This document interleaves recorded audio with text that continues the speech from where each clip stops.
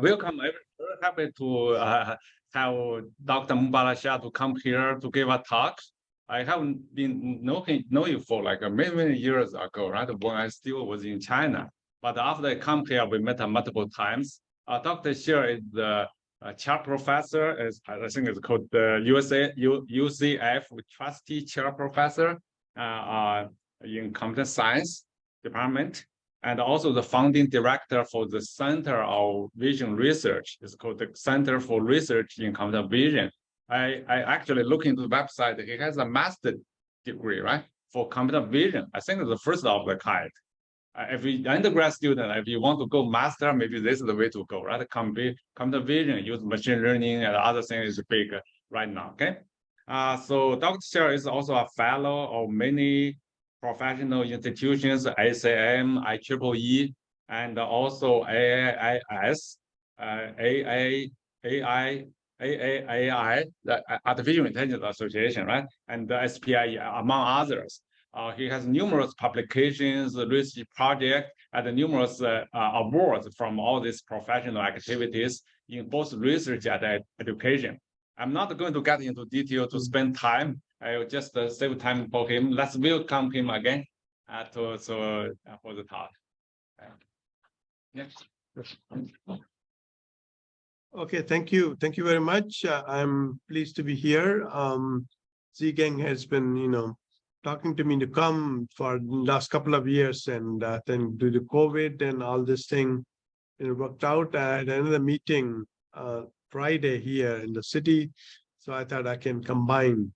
Of course, it was a big change for us coming from Florida.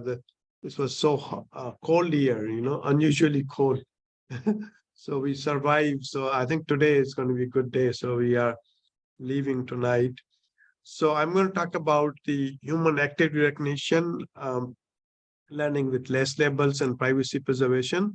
So one of the formulation in this area is called action classification. Given these videos, we want to classify them that this biking, long jump, or tennis swing. Another formulation is that given the video, we want to put actually bounding box on the actor performing the action. And also we want to recognize that this is diving. And next one is not only we want to put a bounding box, but we want to actually pixel-wise segment it so that we can identify the actor silhouette and also classify that. So I've been working on this for a long time, and it's a very complex problem because of volume of data as compared to images. Video has lots of frames, and viewpoint can change. Actions can be tiny, and it can be long videos, and action can be in a small part of it, multiple actors, number of classes, and so on. So last few years it has changed the way we used to solve this problem, and this is due to deep learning disruption, and many of the difficult problems we are able to solve now because of the deep learning. So we had this first piece of work in 2017 ICCV. We called it a tube CNN. And so idea is given a video, we divide in short clips, and then in each of the clip, we get these action proposals, and then we link these action proposals because the action can be longer than small clip, and then do the max pooling and then classify and localize actions. And it worked out pretty well, and the results were very nice. Here you see a sports data set. So red is our detection, and the green is ground truth. And as you see, we have very tight bounding boxes. And this is another data set called JHMDB. Again, we have very good results. Now, another issue in this kind of problem is that can we recognize action from different viewpoints? So we had this work in ECCV where we learned this view invariant representation such that given these different viewpoints, we were able to synthesize the video from different viewpoints, a query feedback. Now, the features we learned using this, they were good enough that we can actually classify the actions also. and it worked pretty well. So like here is the render view, is a synthesized view of one of the action, and this another synthesized view, and these are actually the actual views. So even though the quality at that time wasn't that good, but the features were good enough that we can use for classification. And so it worked pretty well. So we can do, very nice improvement compared to state of art these methods in both cross subjects and cross view. Now, another big issue in action recognition is tiny actions. As you see here, there's small action happening, and it's even for humans very difficult to see what's happening. So when we actually zoom in, so this action called getting out of the car, okay? So we have this approach where we take a video clip and we do the super resolution on that. We increase the resolution, and then we can use that to classify those actions. So here are some examples. We have the first column, the ground truth, and then the bicubic interpolation, and this is our super resolution. And when you use this one for recognizing actions, these tiny actions, we can do pretty well. It's about 14 by 14 resolution. We can do about 68% or so. And here, if it's increased double, we can reach to close to 70. Now, all these methods we have developed, they are all supervised methods. And supervised methods require the label data, okay? So now concerning label data set is very expensive and time consuming. In particular, when you look at the video, because video has so many frames, it takes a lot of time. By some estimate, one of the famous data set Connect is 400, which is 400 classes. We watch that, it will take about 28 years. So therefore, there's effort to, can we learn using less label, few labels, and there are several different approaches which are listed here. So let's say semi-supervised learning, the idea is that we have very small amount of data, which is labeled and which can be inexpensive. And then we have large amount of data, which is not labeled, okay? So we want to learn, and these are these dominating approaches. One is called consistent regularization, and it's called pseudo-labeling. So now the idea here is that we want to train a model with unlabeled data, and the next approach, after the semi-supervised learning is called self-supervised learning. Now, self-supervised learning, we don't have any labels, okay? So we want to learn the representation without any labels, and it will look at the unlabeled data, but it will imply some pre-test tasks, okay? And once we learn the representation, then we can fine-tune a downstream supervised test. Then we have zero-shot learning, where we don't have any label, okay? And the idea here is that we want to train a system on seen classes, but we want to evaluate on unseen classes. Zero-shot learning actually is, we don't need to, use any label data. We just use it, and that system was trained on some completely different data set.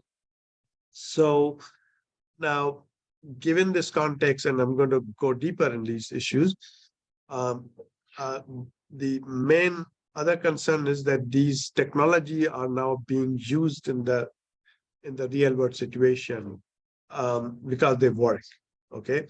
So now when we imply these applications, for example, video surveillance cameras in city streets and shopping mall, and like Amazon Go and all the nursing home for the elderly person monitoring systems. So there's a whole issue of privacy, because what happens typically that you take these videos and upload the cloud, and all the processing is being done there. So then there's an issue of the privacy leakage, okay? The privacy can be gender, skin color, clothing, background, and objects. So the concern is that how you do this action recognition in privacy preservation mode, and that's the I'm going to talk about that also. So I have these 4 pieces of work. So I'll start with this work of the uncertainty-aware pseudo-labeling selection method for semi-supervised learning. Then I'll talk about the self-supervised learning method, which we call TCLR, and this will use a temporal consistency regularization for the representation. And then I will go through a new method we have for zero-shot learning, and this appear in NeurIPS, and then end the discussion talking about the privacy preserving action classification, which appeared last year in CVPR. So let's just start with this one. So this appeared in iClear in 2022. And so here, idea is very intuitive. So what we do, we take the small portion of label data we have, and we train the network. Okay, so we can use a supervised loss, cross entropy and so on. So now what we will do, take the unlabeled data, we run through this network, which we have trained, and get the labels. And because they are not the ground truth label, we call them pseudo label. So after that, then we will take the labeled and unlabeled data with the pseudo label. We will train this network. And here we are going to use the ground truth labels for the label data and the pseudo label for the unlabeled data, and train that. So that's the process is very simple. Now the this way we are able to generate a pseudo labels for unlabeled data, and it's good because it doesn't require any specific data augmentation. But the problem is it doesn't perform as good as the other methods. So we needed to solve this problem. The problem was that because we have small label data set, so it leads to erroneous pseudo-label generation. Some of the pseudo-labels are wrong. And that will lead us to like a noisy training. Okay. So the main point was that how can we get rid of the incorrect pseudo labels? Okay, so typically we use high confidence pseudo labels for training, but that is not that enough. Okay, so because these neural networks are not calibrated well, and therefore it may still select the incorrect pseudo label even though they are high confidence. So what our approach was that we'll select the pseudo labels such that the confidence is high, but at the same time, the network is certain about the output prediction. Okay, so that's why we call it uncertainty-based method. So the idea is that we start with unlabeled data, we reduce it to smaller set where we apply the confidence-based selection, and then we reduce it further where we apply the uncertainty-based selection. So then the method is very similar to earlier.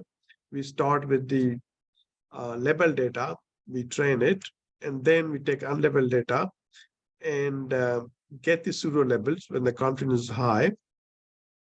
But then we make it like this. So these are their pseudo label and these are the uncertainty.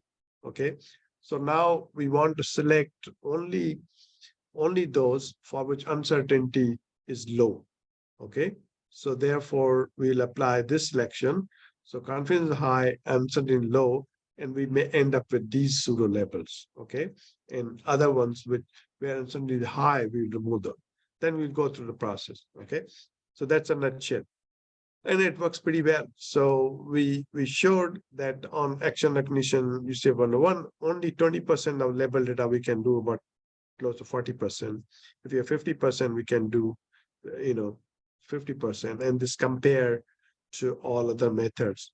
Even the supervised is, 45%, and we have a semi-supervised only 50% of the label data. And since this is a general method, so beside the action, it also works for images. So we have results on C410. Again, here we do better. So this is an error, lower the better compared to other methods, and C400. And this also worked for the Pascal object detection, classification Pascal dataset. And so this was the semi-supervised method based on the pseudo-labeling. Okay. So the next piece is about self-supervised learning, where we don't have any labels. And this is the most popular topic in machine learning these days. So, and it works very well for the images. And this is, uses basically contrastive learning, okay? Sim-clear kind of method. So it uses instant contrastive, and but the problem is, due to this, actually self-supervised learning method works as well as the supervised methods. So the gap between these two is nearly closed. And this is the sim-clear method, which is very simple. So what we do, we take a sample, apply one augmentation, second augmentation, and we want to make those representations similar because the same sample. So now that's called instant contrastive learning. Now we can apply same thing to video. So here we have video 1, video 2. So we take these 2 clips. So we'll treat this as the anchor, and then we'll do some kind of augmentation, which will be a positive example of the same video here. And then we'll take another video, we take a clip, and we'll do the augmentation. Now the idea is that this representation here should be similar to this one, because the same video as compared to the representation of other 2 clips. And that's the instant consortium. And this is a formula. So it's saying the cosine distance similarity between these 2, the positive and anchor, should be high as compared to these other ones, which are different. Now, this thing doesn't work that well in the video or in temporal domain, because we are doing now temporal domain, it's a video. And problem is that it takes all the clips from the same video to similar representation. So therefore, it's kind of enforcing the temporal invariance, and which is a problem. Therefore, if you apply this to video, and I'll show you the results, does not gain from multiple clips. So instead, what we came up with, that we want to encourage the temporal diversity at 2 temporal aggregation steps. So one we call temporal pooling of feature map. So we want to pool it across the features, and other is a clip level averaging, and we pool it across clips. So we have these 2 losses, new losses. One is local temporal contrastive loss, and this will discriminate between non-overlapping clips from the same video. And the other loss is global local temporal contrast loss. And what that will do, that will discriminate between time steps of the feature map of an input clip. So here's the explanation. So we have a video, and we divide in the 4 clips, which are shown here. One augmentation, another augmentation, and we get these representation of each of the clip. Okay. So what we want to do here, that we want to take a representation of this clip, and this is an anchor, and we want to make it similar to this clip, because it's the same clip but different augmentation. And we want to make the representation of this different from these other clips. Okay. And also different from the clips which are shown in the other augmentation. So that's our local loss, because we are looking at the clip, make it local clips, and then we can do that. So the denominator is the similarity, and numerator is similarity, and denominator is the dissimilarity. So that's fine. So it is enforcing diversity at a clip level by contrasting clip from the same video, because it's the same video with different augmentation. Then we have this global local loss, which is a little different. So the idea here is that we take a clip and we take a video, 4 clips, and we do the same thing as we did before for this one, augmentation and representation and all these things. But here we combine these 4 clips to 1 clip and find these features. Then once we have features, we slice them in 4. So these are the 4 representation, and these are the representation from the clips. And here we want to make sure that if you take the L1, LI1, which should be, somehow this cursor is not slow. Okay, so the representation of this should be similar to this, and representation of this should be dissimilar to other clips. Now remember, this is a global. We have slices in 4, and this is a local. That's why we call it global local. And then other way around also.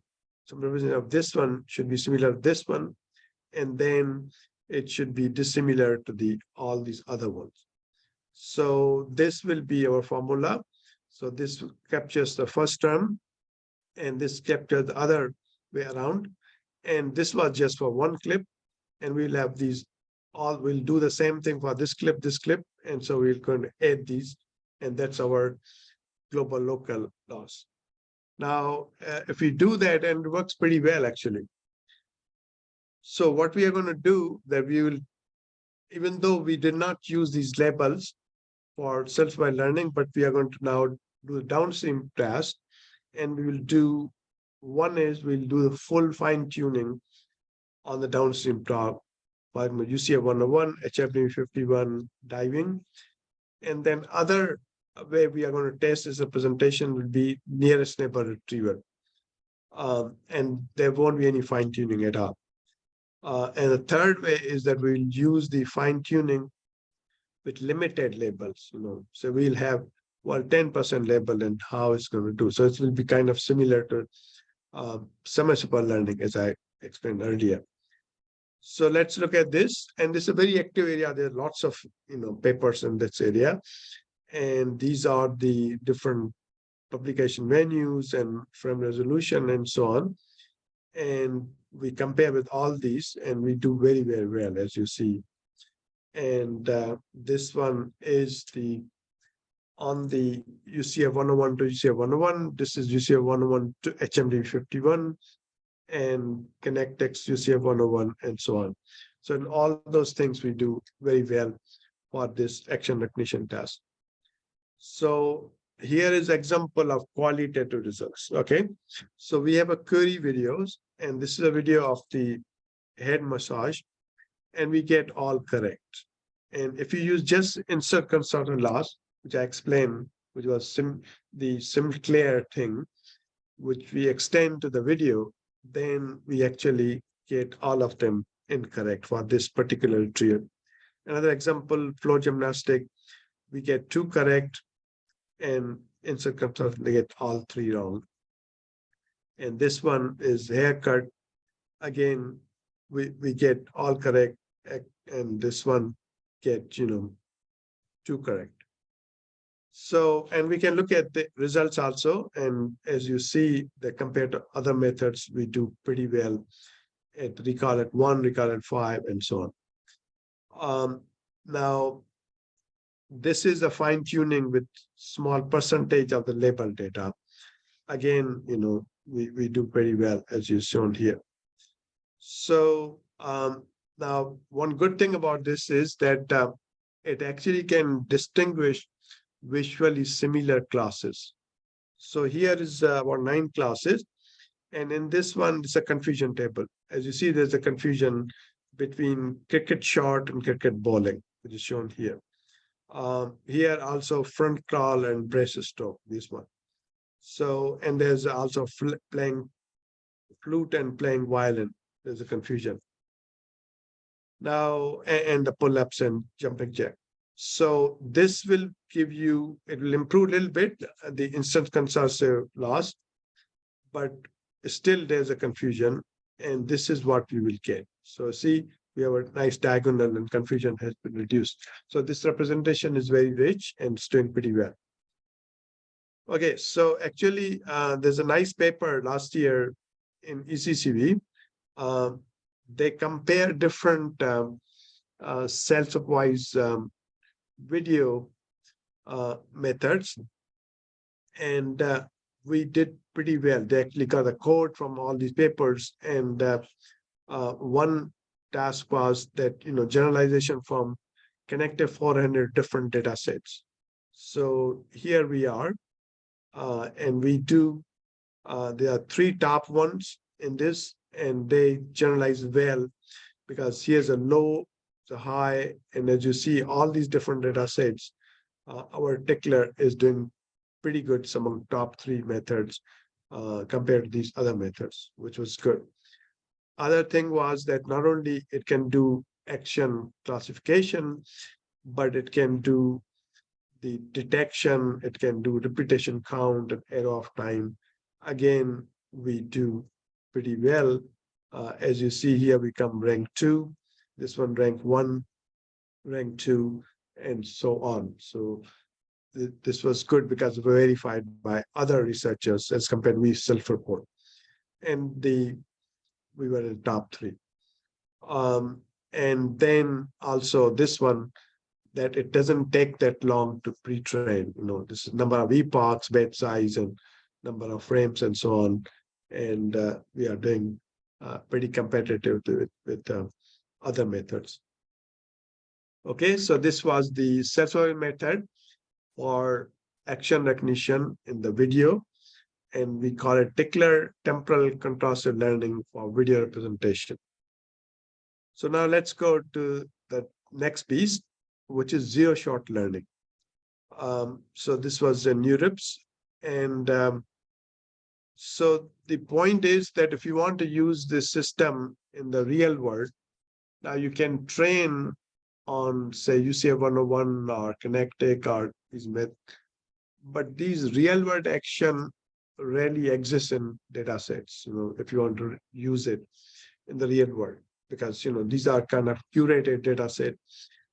So the question is that if we want to recognize action for which we don't have any examples, can we do that?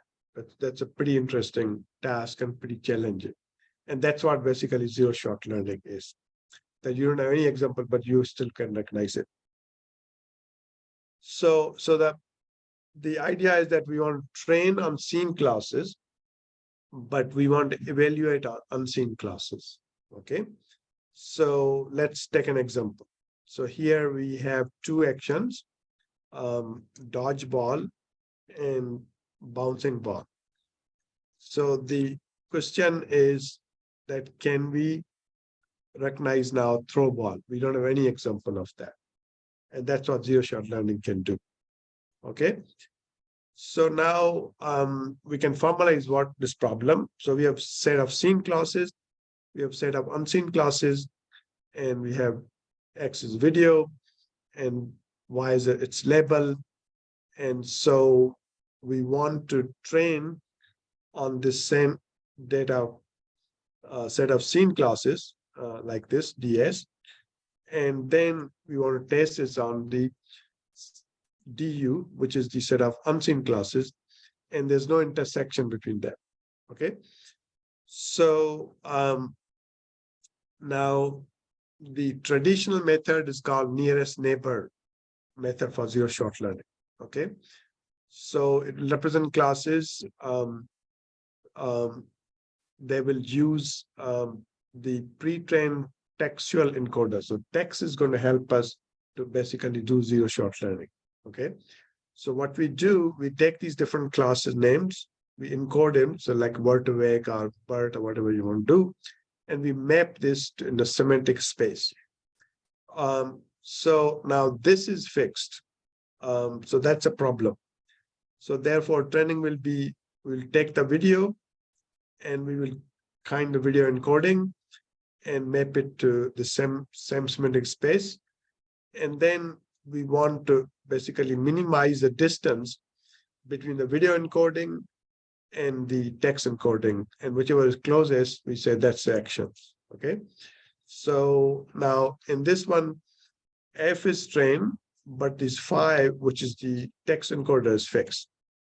So during inference, we are given a query video. You get this representation and map it to semantic space, which we learned from the scene classes. And whichever is closest to, we look at the distance from those classes, and we say this is the action present. So so we'll choose the closest class, for with the distance between these two representation, from the blue to the green one is smallest, and it's called nearest neighbor. So now the problem is that nearest neighbor uses a pre-trained textual encoding and results in a more static semantic space. And so that introduces that problem that if you have visually dissimilar classes can have a similar representation. For example, tennis swing and swing.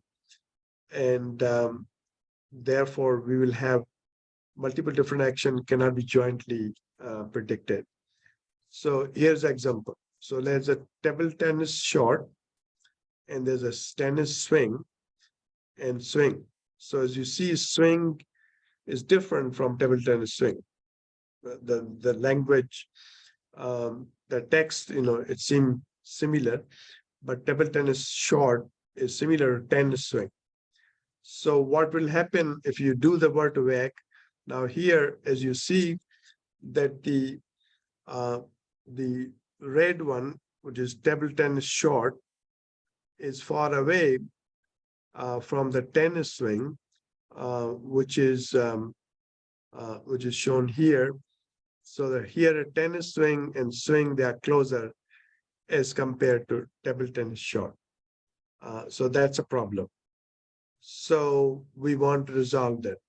So what we have proposed, what we call the pairwise scoring zero-shot action recognition.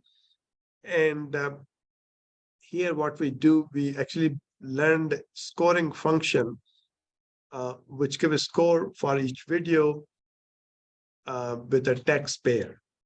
And that makes a difference. So this function, which we learned, scoring function f theta, we will be given the representation of video and the text encoding, which is a 5 of y, and we want to look at the similarity of those two representations. And then whichever action class give us the highest similarity, we pick that one, that's action.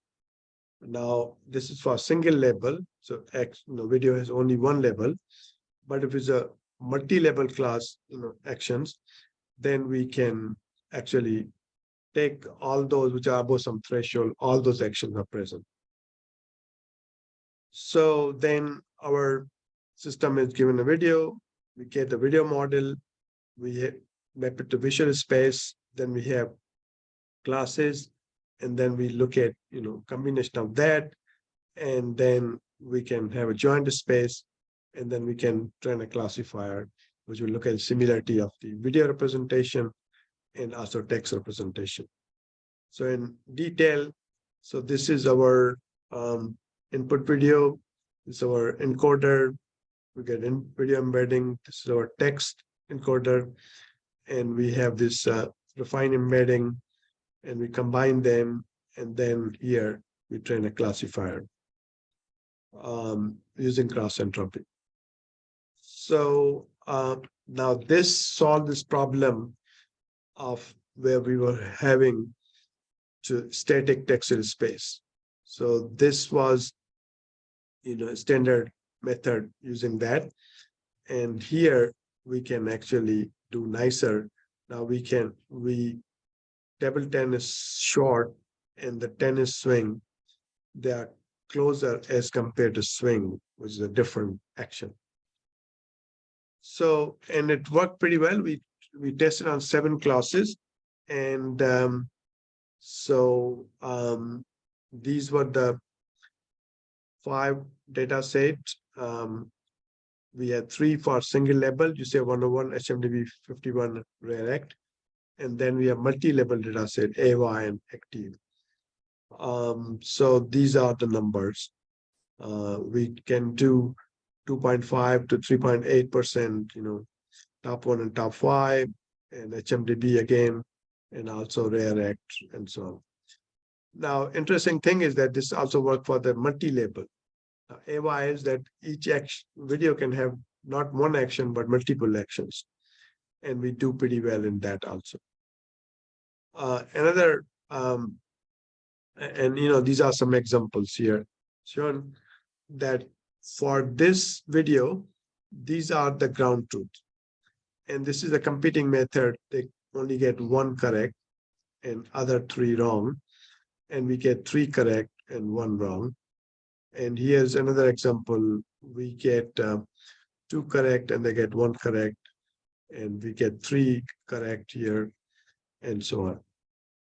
So another interesting application of this work was we did this big program from IARPA called DIVA, where we have to recognize these activities. And so these were 37 different activities. And we did pretty well, but towards the end of the program, they asked us, to recognize the surprise activities. And surprise activity, basically, they gave us a text description, like person opens a facility door, this is what it is. And similarly, car starts, and so on. So they wanted us to recognize those. And this, in a way, fits very well with the zero-shot learning, right? Even though they gave us, a couple of examples of these, but we didn't use these. Example, we just use the text. And we did pretty well compared to other teams using this method, because we already have learned on the seen classes. Now this is unseen, and we can apply the same method. So that was that. Okay, so this is the zero-shot action classification, where we don't have any label data, and it works there. So let me end and talk about last piece. So this is about privacy-preserving action recognition. So privacy leakage is issue. Suppose this is the activity here, and so now these privacy attributes are like clothing, gender, hairstyle, and all those things. We want to preserve those. We want to recognize the activity, but we want to preserve those. Now, one simple approach will be say, well, take the video, do the low resolution, right? So that you cannot see person. Now the problem with this is that the performance goes down, and it will remove the these attributes are not fully removed. Still, we can see some of these privacy attributes, and in this one we don't require the annotation of privacy attributes, which is +5.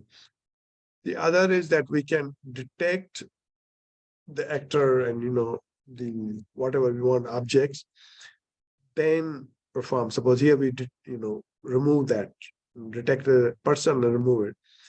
Now first is we need to know what are the privacy attributes we need to detect and remove. With this, the action recognition performance goes down. Okay, so that's another problem.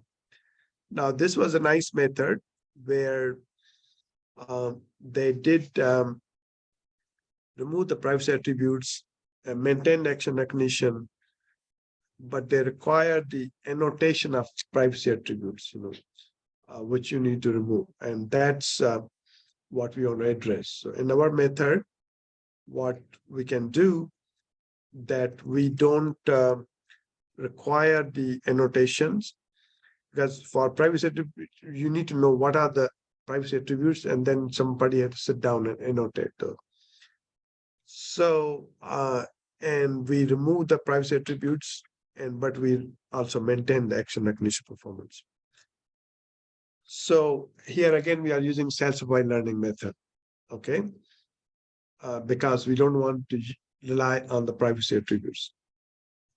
So what we have as anonymizing function, FA, which will anonymize the video and remove the privacy attributes. And then we have action recognition branch, which we call utility task branch, because we want to recognize actions. And then we have self-supervised privacy removal branch, which will remove the privacy attributes in self-supervised manner, which is called budget branch. Okay.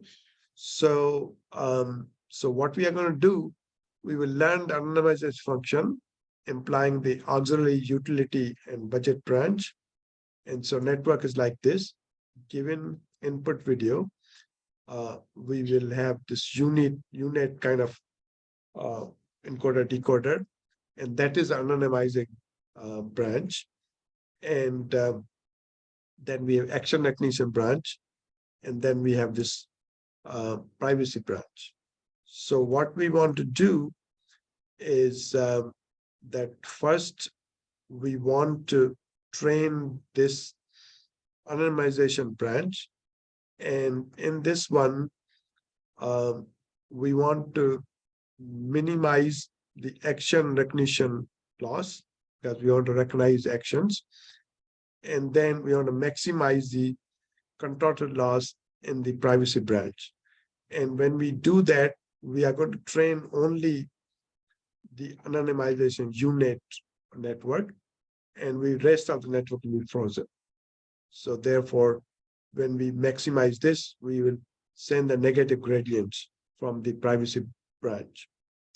And then what that will do, it will destroy all the information in the video except the information which is relevant for the action recognition branch, which is on the top, because we have that loss also. Okay. So then the second step, then we will freeze the FA, which is the unit anonymization branch, but we'll update the other two branches, which is FP and FT, and we'll use again these losses. We want to minimize the action recognition loss, and we'll maximize the contrasted loss for the privacy branch. And this works pretty well. So we have several experiments, so I'll go through quickly. And so now, so there are two criteria. We want to recognize action, at the same time we want to degrade the privacy. The privacy classification should be very low. The action recognition should be very high. So we have its balance. So now the prayer protocol is that you have action recognition data set, you see a 101 HMD51, and then you have a human privacy features like the face, gender, skin color. We want to maintain those. Now we came up with another protocol that privacy is not only limited to person, but privacy can be related to the scene, the background, the objects, and all this. We want to also maintain those. We want to say, well, this action was performed, but what was behind it? So and we do pretty well, as you see here, that supervised is 62 point, and we are close to that. And then this is on the privacy. So privacy has to be low. So as you see that we go down compared to supervised, we are 11%. So it's only 3% different, but here supervised needs the labels. So this one is another metric, and this is another data set. Again, we do pretty good, 11% better compared to supervised, and the action recognition is very close. Actually, we do better than the supervised. So Then we had non-human attributes, as I say. So can we, also preserve the non-human attributes like action, objects, and scenes on this new data set we proposed? And we also do pretty well, as you see here, that we reduce significantly the privacy recognition, because we should not be able to recognize privacy levels. So, there are some more details. So I'm going to skip, leave some time for the question. So here's the bottom line. So we have this axis, privacy, precision, the accuracy, and this is action accuracy. So we want to be here, very high actions, but very low privacy. And this is where we are, our method, which is shown in star. And then if you see the supervised, which is shown in the blue one, so we are actually higher in action recognition and better in the privacy preserving compared to supervised, which is pretty good. So let me show you some examples. So suppose this is what the cloud will see. These are anonymized frames. And if I ask you, you won't know what, you won't be able to tell me what is this. But actually this is this video. And this is another example. This is anonymized. And this is actual actions. And this is another example. Again, we are not able to see the privacy, the person, and so on. So here are the videos. So input video is on the left, and we are comparing with other three methods.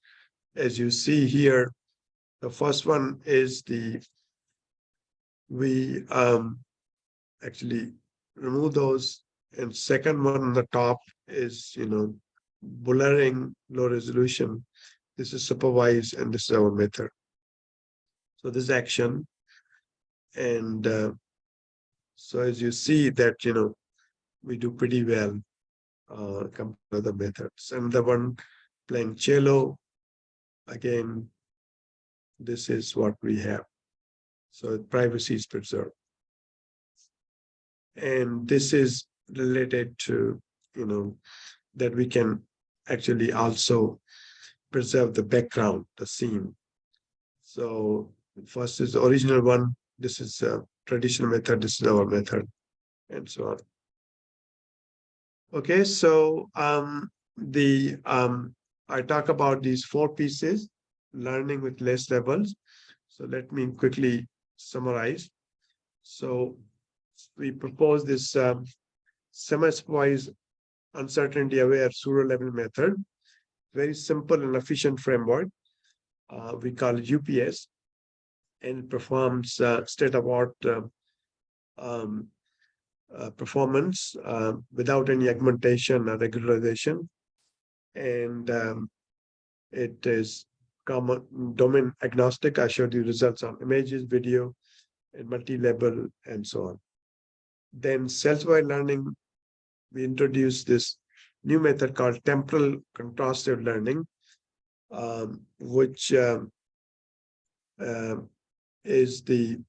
on the top of a standard instance contrast loss. So we introduced two new losses, local, temporal contrastive, and global local, temporal contrastive, and we get state-of-art results for several video necessary tasks. Then we talk about zero-shot learning, and here that we reformulate the problem in terms of pairwise scoring function, and we can, instead of the nearest neighbor classification, predicts a set of confidence score for each class independently, and we achieve state-of-art results on 5 benchmark data set. And also we did well on the surprise activity from NIST. Then the last piece was the self-while privacy preserving action recognition, and it's competitive. It gets competitive results compared to supervised learning because where you need labels. And we introduced this new protocol where we can actually preserve the non-human attributes like the scenes, objects, and so on. It's a bigger data set. And our method generalizes very well. You can train on one and you can test another one. So that's it. Thank you.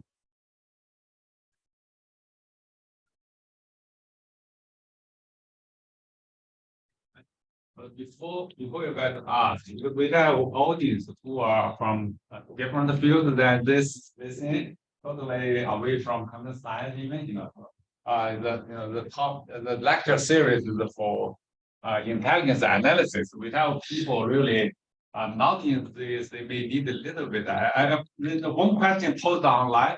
I think maybe some of you here, undergrad students, they also have the question. Let's step a little bit over here so they can hear. So the question online is Craig Lazarus asked a question. Could the speaker, Mubarak, you give an example of the data set? He's talking about the labeled data, unlabeled data, or pseudo-labeled data. Just use the layman language to explain. Use examples. You get what I mean, right? Because they are not in this field. They totally don't know what I think don't know what's going on there. Which one is it? So for the online attendees, if you have question. Like if you want to see the question, it's down there. Yeah. Yeah. So if you can read the question to the. Okay. Could the speaker give an example of data set? What is the difference between the full label, pseudo label, and then no label? Yeah, should we think of columns and rows and data set? No, so I think the thing is that we want to recognize certain set of actions, right? So UCF 101 have 101 classes.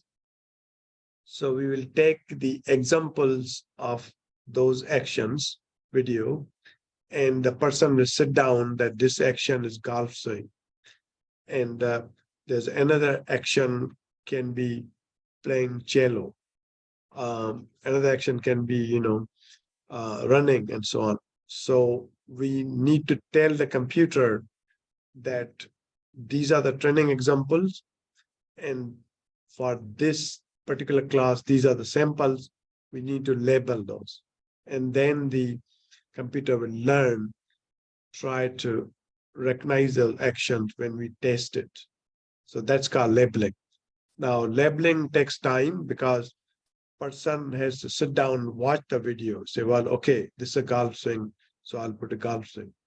Then there's a playing cello, I'll put a playing cello. So it's a manual process. So all the deep learning work is a learning-based approach where we tell the computer that, for example, this is a picture of a dog, and we give 100 examples of dogs. And then next time we give another image computer hasn't seen, it should say it's a dog. Or if it's a cat, it should be cat. So that's the basic idea of labeling. And that labeling is important for learning because we are supervising and we are training the system based on that. So that's why there are actually companies which do the labeling. There's Mechanical Turk and Amazon. That you'll pay, a couple of cents for each label. They will do that and so on. So that's the idea. Okay. Okay, also ask for applications. You get a little bit connect to the intelligence analysis. Yeah, I mean, intelligent analysts, they get a lot of reports, right? So they will get, certain videos, and they want to, they have, say, 1 hour of video, and they want to write a report, what is in the video. So if they have so many videos, they have to watch manually. It's time consuming. So it's better that you put them through a computer, and computer can tell you that what are the things happening in the video. It will list, that there's a crowd gathering, there is some demonstration or something like that. So that's a basic idea of that. Another application is in the some, city center, or airports. So there are lots of cameras, as you know, everywhere there's, lots of cameras. Now these cameras are sent to some station where there's a human looking at so many videos, screens. And what happened the most of the time, there's nothing happening in those videos. It's very static. But sometime particular anomaly happens. Somebody, fell down, or somebody's stealing. So the computer can help to filter out normal thing and identify which are anomaly, and they'll say, what exact action is, and then the human can pay attention and send some help and so on. So the other application as I gave here is senior living. So they are senior living alone in apartments. Now you want to monitor whether they are taking medicine, or they are sleeping, or then they not fall down in the bathroom or something. So this visual monitoring as compared to, somebody live with them. So there's so many applications.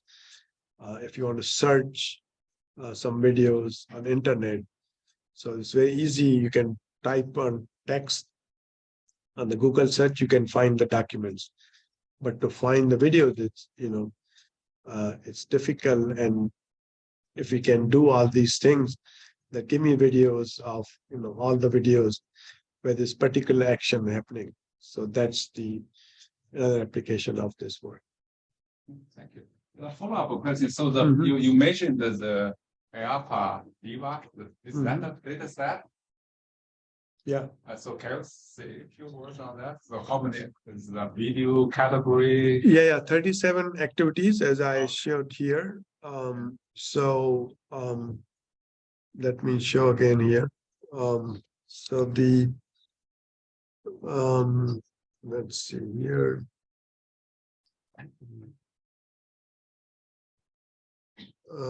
So I'm not getting. So those were the activities they were interested in.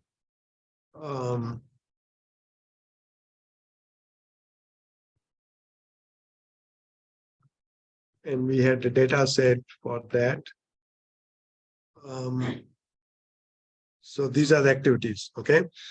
So like talking, person sits down on object, person opens facility and so on. And so this is supervised. We have labels and we did pretty well in that.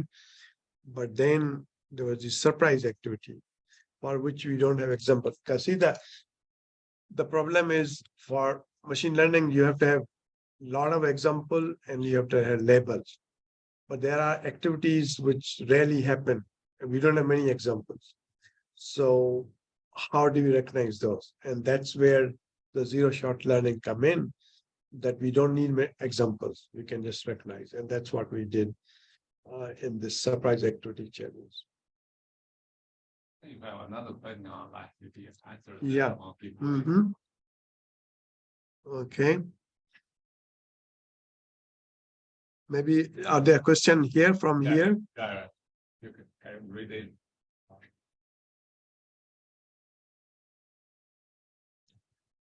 How can the model classify unseen data with certain existing labels? Is there a language model that knows how to name a certain action based? Yes, yeah, that's what I try to explain, that we have a text encoder which will encode these action classes and they will put in the same semantic space. Then we have a video, query video, and we will say, is it similar to which action and we will select that one. And that's the idea, because we have learned this, text encoding earlier. Okay. Any question from here? Yeah. So doing the text encoding, has any work been done looking at the differences between different languages? So for example, German has different words for a point in space or a point in time.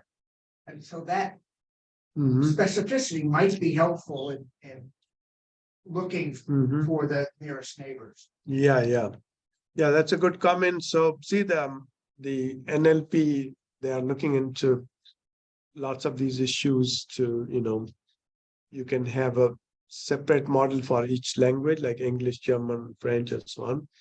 But you can have one model which can, encode all the languages, and you can do machine translations and so on. So what we have been we have been more focusing on the video representation and use the existing methods for the text encoding. But yeah, that's be interesting to relate the, particular action, how it, is expressed in say, German compared to, French and so on. And that may, bring in some action, maybe not from particular video, may not be easy to recognize using the English, but if you translate in German, maybe it's easier to recognize. It's a good point, yeah.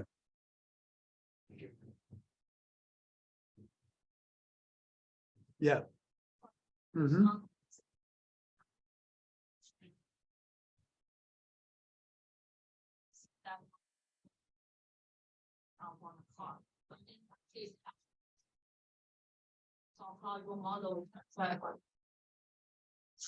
Yeah. Very, very good question. So see, for the Diva, we had multiple people and multiple actions and so on. So essentially, what you do is that it is the multi-label classification. So see, the typical formulation is you are given, say, one image, there's one object you recognize. Yeah. So the question is, like most of the examples I gave, there was one action being performed by one person. But like the Diva, there were multiple people in the scene, and each person may be performing different activities. So that problem is called multi-label classification. So in single label classification, you have one action being performed, one person. So for example, UCF 101, we have 101 classes. So the network will predict the vector of 101, and we will select the one which is the highest, and that's action we perform. But multi-label, there can be multiple actions being performed, and we will select those if any of those are above some threshold, and they will satisfy that. Now, in the Diva, what we did, that given a particular clip, we just want to say what are the all actions being performed there, and which is like a temporal localization in every clip you want to say. But its more complex problem is actually spatio-temporal localization, where we put a bounding box, say this person is performing this action, and here it is. This person performing this action, here it is. So in order to do that, so you have to detect people in all the people or the cars and vehicles and so on in every frame, do the tracking and get the tube. Then for each tube, you can recognize what action it is. So it's much more complex, but we have done that.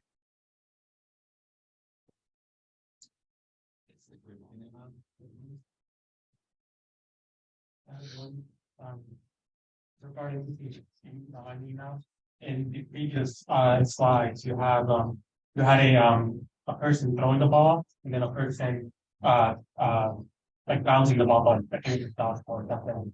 And you wanted to, something I'm wrong, you wanted to classify if someone was throwing the ball based on the video, but also the ball was bouncing in the video as well because it was thrown. So I'm wondering, what are you trying to clarify in that segment? It's like, are you trying to detect if a ball was bouncing, just bouncing? Because if it was bounced and thrown, then you have labels for that. So like, Yeah. one would take precedent. Yeah, okay, that's a good question. So let me go to that. Yeah. Yeah, the question. So let me go to that slide. So yeah. Which takes precedent when two events are happening in the same video. Yeah, let's go to that one. So that was motivation. This one, right? This. And yes, it was those two. Yeah, so I think the question is about this slide. So we have this, maybe let's go to more here. So we have one action called dodgeball, and other is bouncing ball. So let's say, that we have supervised learning method, we have examples of dodgeball, we have, bouncing ball, we learn and we can give the computer one of the video, which is dodgeball, and say, oh, dodgeball. We give it another video, bouncing ball, and say, bouncing ball. So that's a standard supervised learning where we have examples of all those, and these are scene classes and so on. Now, what we want to be able to do that the system has trained on those two actions, classes, or some other, but it's not trained on throw ball. So we want the computer to, given this video, it tells us it's throw ball. Okay. Without knowing that it's throwing the ball, without like having that. Yeah, it hasn't seen any examples of that. Okay, it's not trained. No. So how would it know what the word throw? Yeah, so that's a point. See, so what the idea is that we can take throw ball as a text, and we do word to vec. We can come up with representation of throw ball as a vector, as a numbers. So that becomes representation of this throw ball action. Okay. Now, since we have learned this mapping of like here, so we take these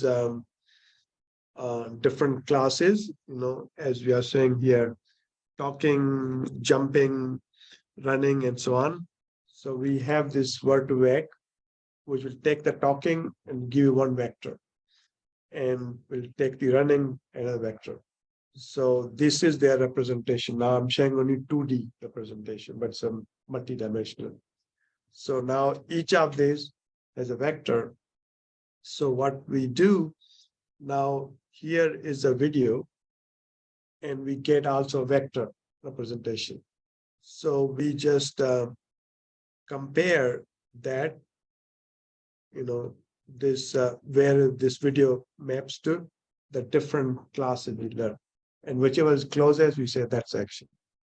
Okay, so that's the way it works. So now in a throw ball and dodgeball, we don't have, but language, we can just take that particular bouncing ball and get its vector, because we have the encoder, then find the distances.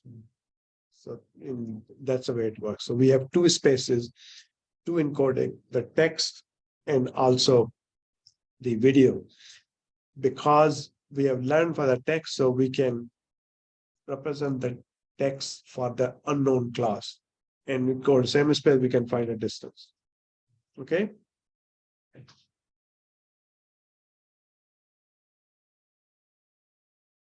Any other person?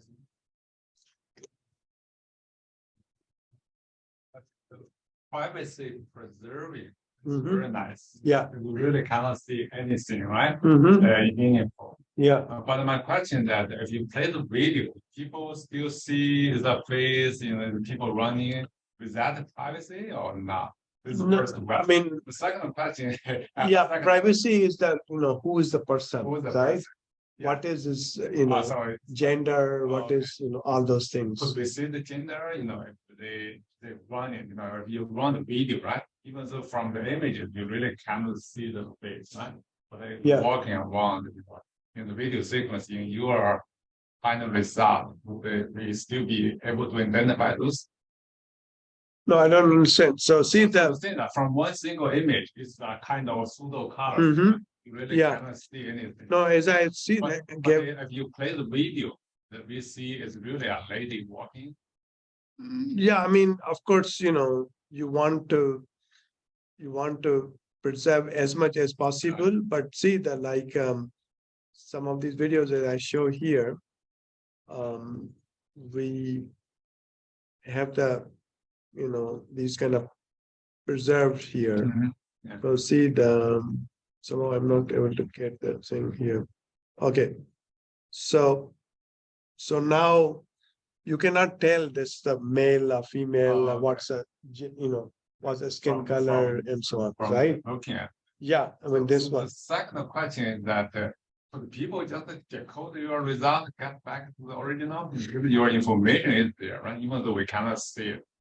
Is that Yeah, so I possible? mean that then it'll be how you take this video Right. and Recover it. anonymize. Right. That's Yeah. the decoding thing. Yeah, so when they have to have all this, all the examples and all, they have Uh-huh. to train somehow, right? Oh, they have, So- okay. so They they- don't bother, right? Yeah, Good. okay. So one more question. Any question? I have, if no one else has one more, Yeah, sure, yeah. One of the things I wonder is there's the image of a bodybuilder that you actually pull up. I'm pretty sure I know that bodybuilder from YouTube. And so my question is regarding misclassification, because in the labels, one of the labels I recognize when you labeled him as I don't know if you made this particular program to label him, but Mhm. the label, it labeled him as a mesomorph, which is it's like a genetic type bodybuilder. And there's like three of them. There's endomorphic and then there's and then there's ectomorphic. And so my question is, what are the dangers of misclassifications? So it's like you can be, let's say you, like this person could be, he could look that big and just be, let's say he could just be doing pull-ups for that one video, but he could be what I put in. He could be an endomorph, for example, and he could still look that big as long as he maxed out his natural gains. So it can probably lower people's expectation, thinking, oh, I'll never be able to reach that level of like his genetic peak because I'm not this specific body type.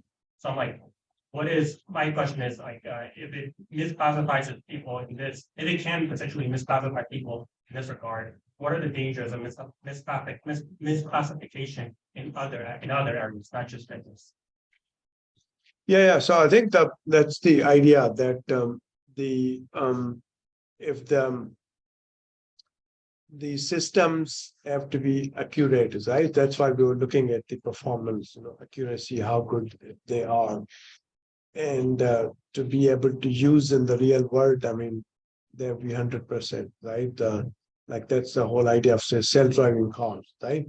Self-driving cars, is the hottest thing. And but when you put on a street, there can be some accidents and so on, and there are consequences.